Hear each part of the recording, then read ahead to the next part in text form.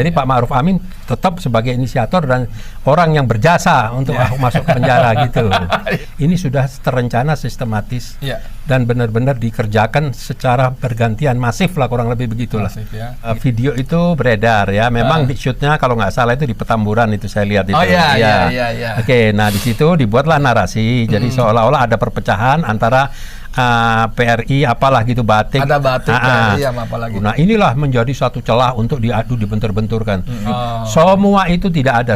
Jadi rupanya memang sudah diskenariokan. Jadi sebulan lalu apa kurang lebih itu rumah Habib Rizik itu yang disentuh itu disatroni oleh beberapa orang.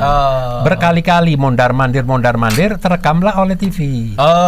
Nomor mobil yang mondar-mandir ternyata dicek di Samsat itu bodong. Nomor itu palsu. Nah, nggak bisa percuma mau mendiskreditkan Habib Rizik. Habib Rizik makin diskreditkan, makin banyak yang merapat kepada beliau. Nggak bisa karena memang orang ini orang tulus. Memang dia pejuang. Ya kan sudah sering kalau ada buzzer apa habis maki-maki jelekin Islam, jelekin suku, golongan Arab ini dan lain sebagainya, besok udah diajak makan. Oleh? Ya berkali-kali yang saya lihat dengan Hendro Priyono. Iya kan? Nah, habis ada videonya, bukan saya menuduh.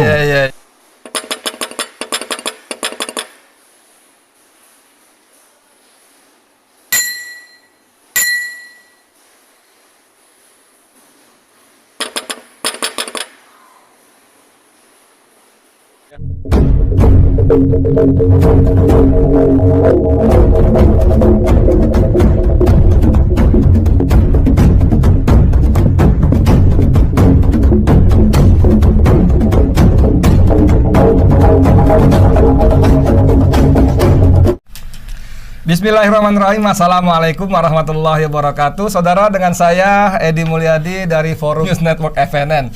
Saudara sekalian, ini yang namanya pihak-pihak pembenci Islam, kaum munafikin dan orang-orang yang hatinya ada penyakit ya, itu tak henti-hentinya mencoba terus-menerus menyudutkan Islam. Dan kali ini yang jadi sasaran utamanya adalah Imam Besar Habib Rizik Syihab ya.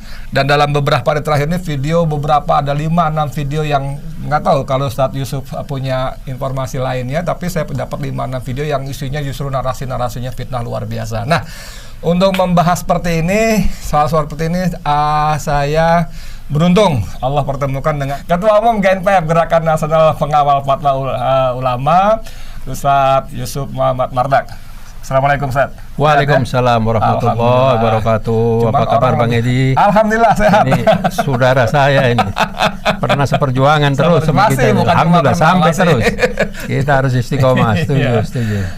Sebagai salah satu orang yang lingkaran dekat sekali dengan Habib dan sama-sama teman seperjuangan ya, kita semua teman dengan Habib Rizik Syihab. Saya kira Ustadz Yusuf Mardak punya otoritas untuk memberikan keterangan seputar masalah-masalah seperti ini. Ustadz, sebelum masuk ke persoalan itu, Anda ngeliatnya gimana nih fitnah-fitnah semacam ini nggak kunjung berhenti juga nih Ustadz? Ya, jadi kalau kita bicara tentang fitnah tidak ada henti-hentinya. Bahkan di HP kita ini ya, saya apalagi tiba-tiba saya di-invite masuk ke dalam satu grup. Nah, grup itu kerjaannya hanya cuman menghajar. Saya nggak ngerti yang mau dimaksud itu siapa yang disasar gitu kan ya. Jadi di situ kebenciannya kepada Habib Rizik, kebenciannya kepada kita, kebenciannya kepada pejuang-pejuang. Saya nggak ngerti ini siapa, tapi paling tidak kita ya makin hari makin tahulah siapa orang-orang di belakang ini semua, siapa kelompok-kelompok di belakang ini semua. Tapi yang menjadi masalah sekarang Bang Edi, bukan itu. Kita ini kan bukan anak-anak lagi. Kita ini sudah istilahnya sudah sepuh ya. Sudah mengikuti beberapa periode kepemimpinan presiden ya, berganti-ganti dari mulai Soeharto, Pak Soeharto dan lain sebagainya sampai Pak Jokowi hari ini. Nah, kok rasanya baru pemerintahan ini yang terjadi seperti apa ya, kalau di penerbangan tuh terjadi turbulence lah ya. Nah, jadi pesawat tuh goyang tidak berhenti-berhentinya. Nah, ini kalau dibiarkan ini bahaya sekali bagi seluruh aspek. Nah, jadi apakah negara ini mau digantungkan kepada orang-orang yang sifatnya nyinyir, fitnah, adu domba, buzzer-buzzer bayaran, ya kan? Ustadz, sehubungan dengan soal itu ada yang mengatakan ini dendam lama, Ustadz.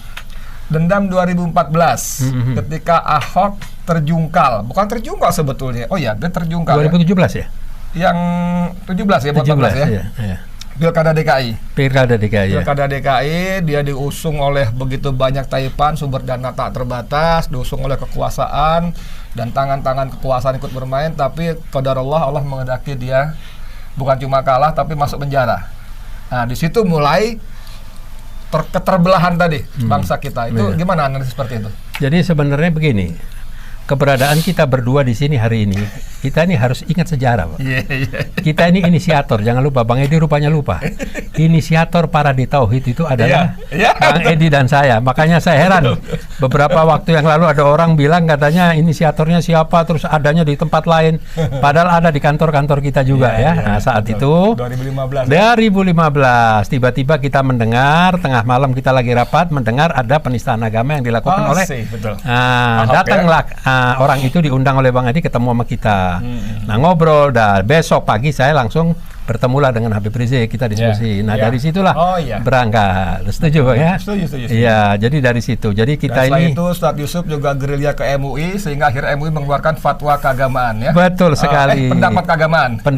Pandangan keagamaan. Pandangan keagamaan. Karena kalau fatwa itu lebih kecil, saudara. Fatwa itu hanya diputuskan oleh komisi fatwa. Iya. Waktu pandangan keagamaan itu beberapa komisi kumpul sekaligus ya. Iya, jadi 9 orang digagas oleh 9 orang pengurus MUI. Saat itu judulnya adalah fatwa. Oke. Di ujung masuklah Ketua Umum MUI saat itu Kiai Ma'ruf Amin menyatakan ini harus diganti menjadi pandangan keagamaan agar lebih luas dibanding fatwa. Kalau fatwa itu spesifik tentang satu masalah lah, kurang lebih begitu.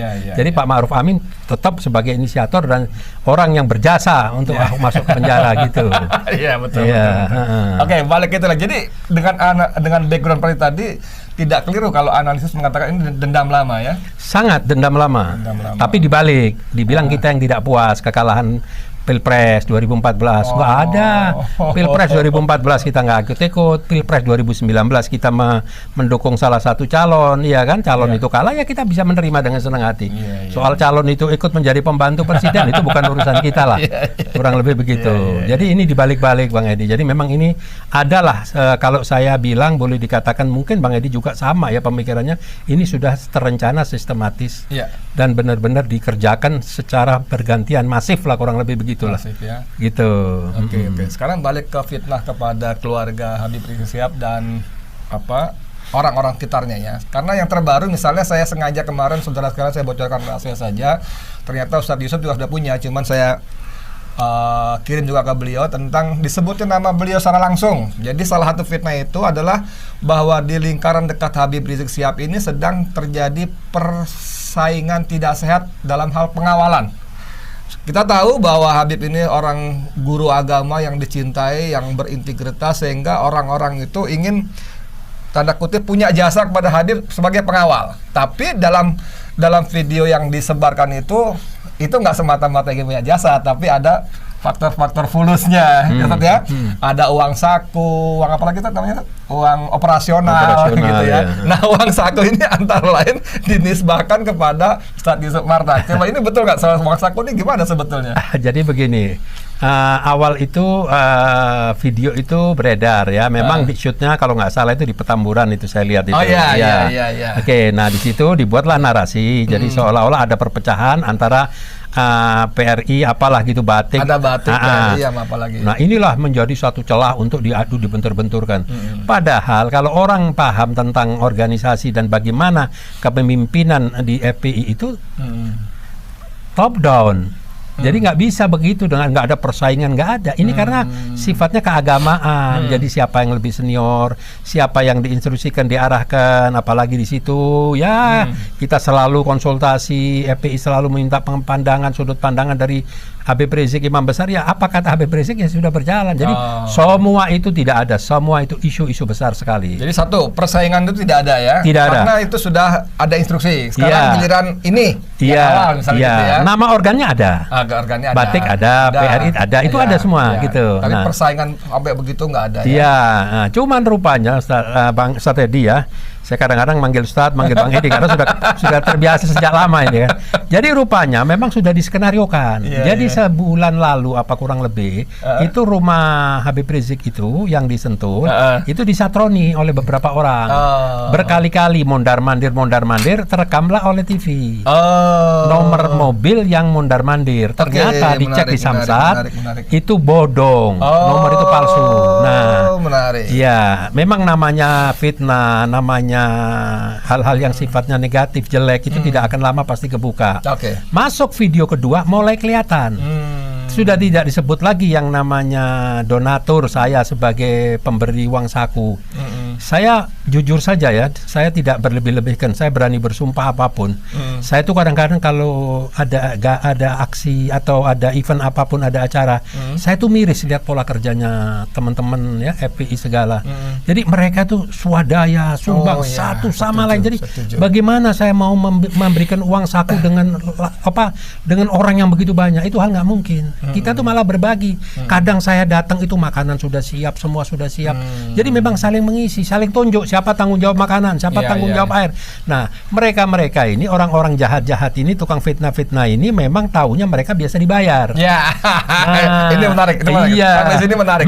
Ini saya berbagi informasi sedikit. Satu, pertama balik soal tadi persaingan tidak sehat tadi disebut nama inisial S. Itu yang dimaksud Ustadz Subhan. Itu adalah sebelum dibubarkan, beliau ini adalah Panglima LPI Laskar Pembela Islam DKI Jakarta. Nah, saya alhamdulillah mengenal Ustadz Subhan dengan sangat baik karena waktu kita aksi anak NKRI menolak undang-undang HIP, haluan ideologi Pancasila, saya korlap dan beliau adalah wakil saya. Betul. Nah, itu kita kerjasama sangat baik. Nah, itu yang pertama. Yang kedua tentang mereka orang-orang yang ikhlas dan bahkan dengan keterbatasannya berbagi itu betul, Ustadz. Betul sekali. Mereka gini. Kita ingat nggak waktu kita bikin istimewa ulama ya? Panitia waktu itu alhamdulillah ada sedikit uang lebih. Lalu kita berencana mau ngebagi teman-teman Laskar itu 100.000 satu orang. Ini saya buka aja ya informasinya. Karena saya waktu itu masih di dalam betul, jadi saya tahu. Tapi apa yang terjadi? Munarman marah-marah. Jangan dibiasain, nggak boleh gitu. Padahal kita lihat itu orang kerja berhari-hari, jaga hampir kata 24 jam gitu kan, mengamankan ulama-ulama yang istimewa itu kan. Mau kita kasih 100.000 itu beberapa orang lah, sekian puluh gitu. Itu Munarman marah-marah. Jangan dibiasain, nggak boleh gitu. Jadi memang di sana itu nggak ada istilah uang saku, tadi udah dibantah langsung oleh Ustadz Yusuf ya. Nah, uang operasional segala macam luar biasa. Nah, tadi menarik Ustadz tentang rumah yang disatronin. Itu video yang kedua adalah ada rumah mewah ya, dianggap rumah mewah gitu, dibandingkan dengan makam Rasulullah. Lalu naratornya menarasikan bahwa Rasulullah itu sosok yang sederhana, sangat sederhana. Tapi kenapa Habib Rizik itu bermewah-mewah, pakai pajero mewah, rumah mewah segala macam. Nah, ternyata ini Ustadz Yusuf tadi menjelaskan sudah ada skenario begitu rupa ya, termasuk angle saudara, angle kamera. Kalau Anda perhatikan, saya nggak mau ikut nayangin ini, ngapain juga kan? Betul. Sebetulnya bisa, tapi ngapain juga. Cuman itu saya mau cerita bahwa angle-nya seperti Ustadz Yusuf tadi katakan sebelum kita rekaman, itu diambil dari bawah. Betul sekali. Sehingga kesannya besar, gede, mewah ya. Kayak rumah seolah-olah di Pondok Indah milik perampok-perampok. Iya kan, milik garong-garong negara. Enggak. Atau di daerah-daerah lain enggak juga. Tapi memang bukan rumah jelek ya. Bukan. Tapi karena rumah itu baru dibangun, sangat sederhana sekali. Sederhana. Saya maaf ini mungkin kalau saya menyinggung dari keluarga Habib Rizik, pintunya pun semua sederhana, biasa saja. Jadi diambil dari angle dari bawah, jadi kelihatan besar, dan lucunya angle-angle itu sama dengan angle-angle yang ditemukan di CCTV waktu orang-orang itu nyatronin mondar-mandir. Gitu. Dan tadi ternyata ketika dicek nomor polisinya pun adalah palsu. Sudah dicek di Samsat, kalau nggak salah mobilnya R3 warna biru tua, dicek di Samsat bodong. Kami punya dokumentasinya. Nah, ini kerjaan siapa? Jadi saudara sekarang mereka udah niat banget. Niat. Mereka tahu bahwa nanti mobil mereka akan tertangkap CCTV, termasuk nomor serinya, akan dicek, maka mereka Jadi masuknya pertama dari uang saku, perpecahan. Nggak sabar, video kedua sudah mulai. Nggak sabar. Nggak tahu apa mungkin kontraknya mungkin segitu doang atau pengen ngejar, udah mulai menyerang, mendiskreditkan Habib Rizik lah, begini. Nggak bisa, percuma mau mendiskreditkan Habib Rizik makin diskreditkan, makin banyak yang merapat kepada beliau. Nggak bisa, karena memang orang ini orang tulus, memang dia pejuang dan lain sebagainya. Jadi kami sudah tidak menganggap lagi, Ustaz. Oke, satu lagi yang menarik lagi tadi Ustaz Yusuf Marta mengatakan bahwa mereka sengaja menarasikan soal uang segala macam itu karena mereka biasa bekerja dengan uang. Iya. Nah, wani biro kata orang Jawa. Nggak ada duit mereka nggak jalan. Dan itu Ustaz, dari mulai yang bawah sampai level atas. Sampai level-level pengacara pun yang goblok itu juga sama. Narasinya tuh negatif terus. Pertanyaan, salah apa kita ini? Salah apa Habib Rizik? Nah, jadi ini subur di pemerintahan ini, subur semuanya. Soal uang saya bocorin lagi. Ketika saya jadi korlap aksi di depan DPR terjadi insiden pembakaran bendera PKI dan bendera satu partai lain. Saya dipanggil 2 kali, diperiksa di Polda. Lalu penyidik bertanya, Pak Edi kan sebagai korlap, ini berapa dana yang dikerahkan? Maksudnya kenapa? Itu kan orang ribuan, 10.000 lebih. Itu berapa anggarannya? Wah, aku bilang salah, bos.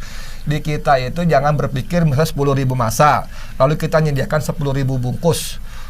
Sebungkus 10.000 berarti 100 juta. Enggak begitu kita. Loh, masa enggak gitu sih? Enggak gitu. Kita kalau kerja, kita kan demo berkali-kali, saya bilang. Ini kita bagi tugas. Urusan logistik, mama.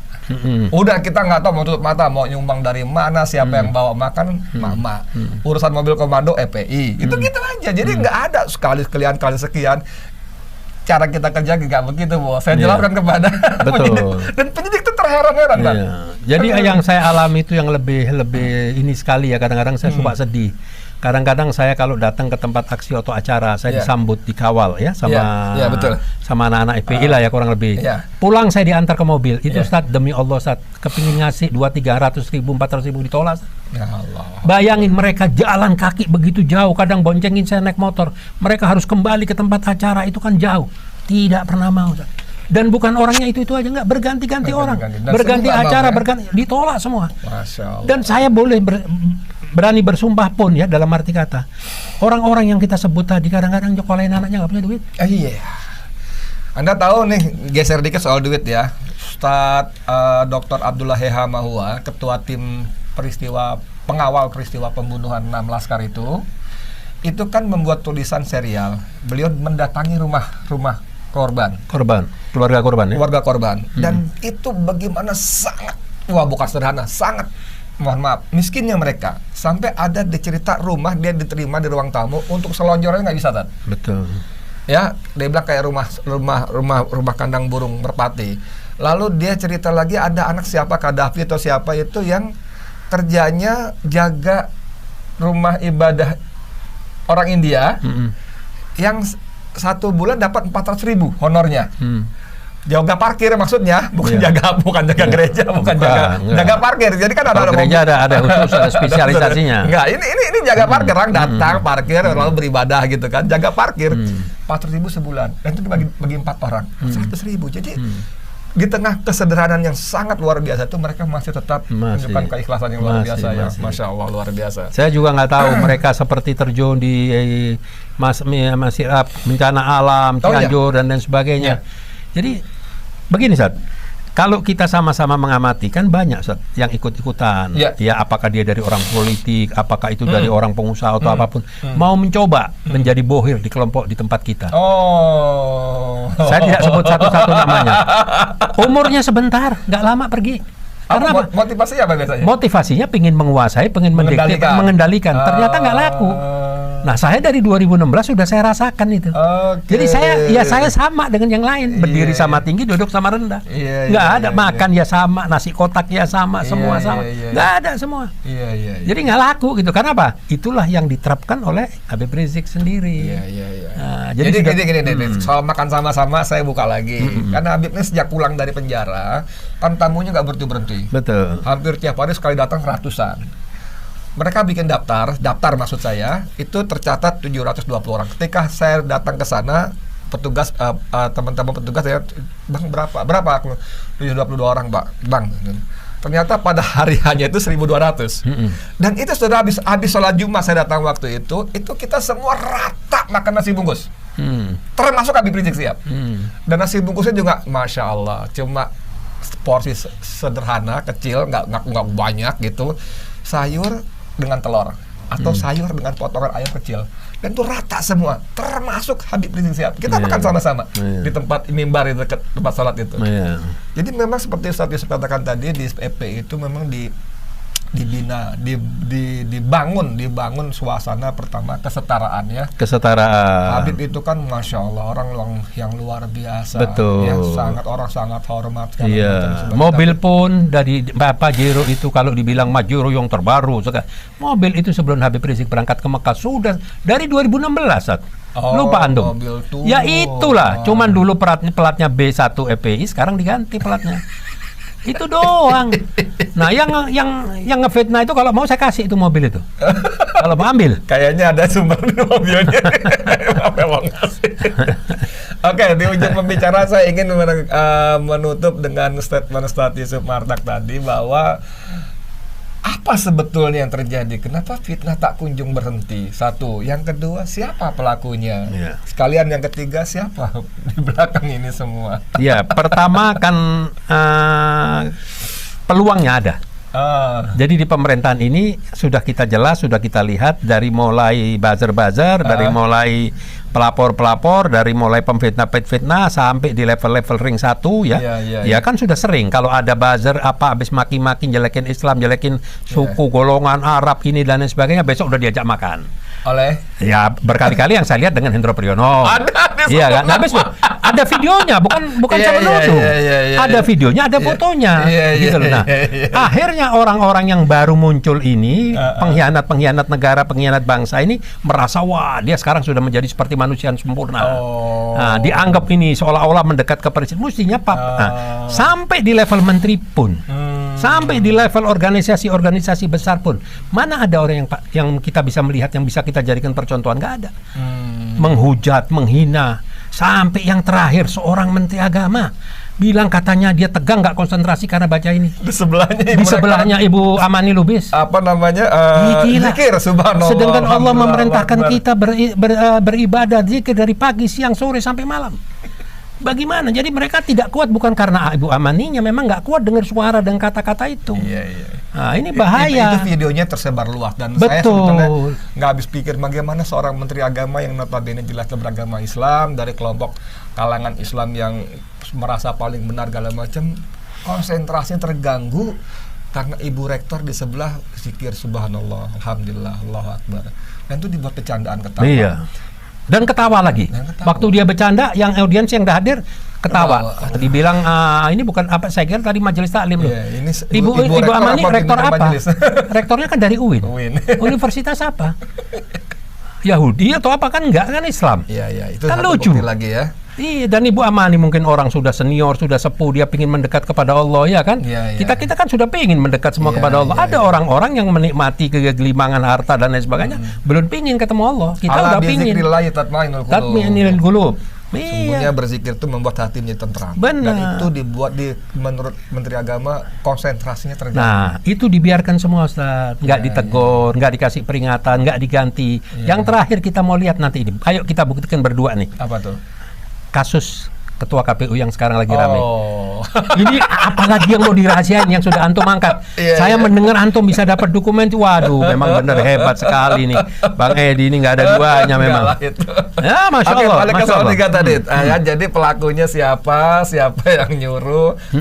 Kenapa nggak berhenti gitu? Iya, karena itu memang ada agenda supaya umat Islam ini tidak berbicara, tidak bisa bersuara. Umat Islam menyerah. Kalau dilaporkan diproses oleh aparat. Tapi kalau umat Islam yang melaporkan tidak diproses, akhirnya umat Islam frustasi, ya otomatis pelan-pelan negara ini mau didorong dipindahkan. Gitu loh, mau dipindahkan. Kalau sekarang kan belum sempurna penyerahannya ke asing dan asing. Ini mau lebih sempurna lagi. Gitu. Nah, ini rakyat ini masyarakat ini yang saya bingung. Nyerang sana, nyerang turunan. Soal Yaman dipersoalkan maksudnya gitu ya. Kalaupun ya. Kalaupun Disebut imigran Yaman, kapan pindahnya dari Kapan imigrannya? Bapak-bapak kita orang berjasa lahir sama di sini, negara, apa di sini? lahir di sini, berjasa kepada negara, ikut berjuang. Emang narasinya itu nggak pakai otak, yang penting. Gitu loh. Tapi yang menarik tadi, saudara sekalian menonton Bang Edi Channel, saat Yusuf Marta menyelipkan kalimat tadi, saya kira bukan tanpa alasan bahwa negara ini sedang memang akan diserah terimakan, tanda kutip ya, kepada asing dan asing, dan itu bisa terganggu, bisa menjadi batal, gagal bahkan karena ada orang-orang yang tidak rela negara seperti itu. Betul. Dan salah satu tokoh yang tidak rela itu adalah Habib Rizik Syihab. Itu tadi ya, kurang lebih tadi ya. Ada tokoh-tokoh lain pasti ada, kita nggak mengklaim sendiri ya. Tapi salah satu yang utama dan sebagai magnet yang sekarang ini termasuk yang paling utama itu Habib Rizik Syihab. Makanya digunakan segala cara termasuk fitnah-fitnah keji semacam tadi. Betul. Pertanyaan terakhir, apa yang harus kita lakukan?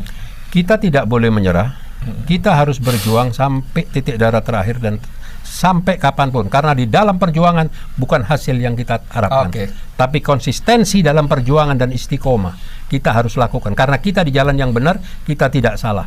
Apapun kekurangan dan kelebihan teman-teman kita mungkin dalam tonasi, dalam penyampaian, dari tutur kata, karena apa? Sudah terakumulasi ketidakkekuatan mentalnya menghadapi ini, tidak ada pernah didengar semuanya. Iya kan? Jadi apa coba yang didengar sama pemerintah ini? Coba dong sekali-sekali merubah dong. Sudah mau 2 periode, sudah mau selesai, masih mau maju 8 periode lagi. Sampai kapan negara ini? Periode ya, oke. Jadi kata kuncinya terus berjuang, jangan menyerah, istiqomah. Ya, dan kita sama-sama sudah tahu. Coba orang yang nggak tahu kapan ujung asal lahirnya, tahu-tahu muncul di video dan lain sebagainya, besok sudah diundang makan sama asing-asing. Ya, berarti mungkin bandarnya mereka juga. Habis gimana? Videonya ada, fotonya ada, dan orangnya berganti-ganti, berarti bukan satu kelompok yang membandari. Gitu kan? Oke. Selain tadi terus berjuang, istiqomah, tentu kita tetap bertawakal pada Allah. Tadi ya, sebagai sumber kekuatan ya. Betul. Oke, saudara sekalian, demikian obrolan singkat kita, tidak usah panjang-panjang, tapi saya kira banyak pesan penting yang kita bisa terima. Satu, bahwa fitnah memang tidak pernah berhenti, selalu ada, dan Habib Rizik Syihab sebagai salah satu ikon ikon perjuangan ya, yang punya magnet yang sangat dahsyat, itu dianggap sebagai ancaman utama mereka ya, sehingga mereka lakukan apa saja. Mudah-mudahan Allah menjaga beliau kita semua ya. Amin, insyaallah. Berikan semua kesehatan, kebahagiaan, termasuk anak-anak bangsa, baik dari aparat, dari masyarakat, dari pengusaha. Kami yakin tidak semuanya jelek pola berpikir dan cara-caranya. Saya yakin. Iya kan? Terima kasih banyak. Saya Edi Mulyadi untuk FNN. Assalamualaikum warahmatullahi wabarakatuh. Waalaikumsalam warahmatullahi wabarakatuh. Terima kasih banyak Bang Edi. Alhamdulillah. Sukses.